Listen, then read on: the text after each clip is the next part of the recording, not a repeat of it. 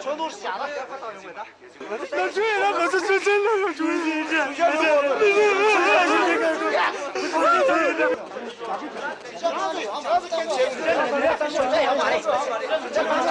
因为他们不相信我们，就出去认为我们打砸抢杀，我们都根本没有这次打砸抢杀，都是他们诱惑我们的。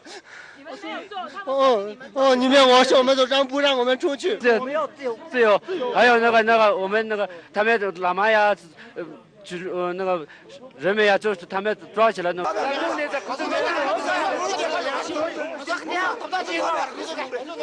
们都是骗人的，刚才吵架的人都是他们是干部，都是干部，没有其他人都是骗人的，他们对待我们就真的很可怜了。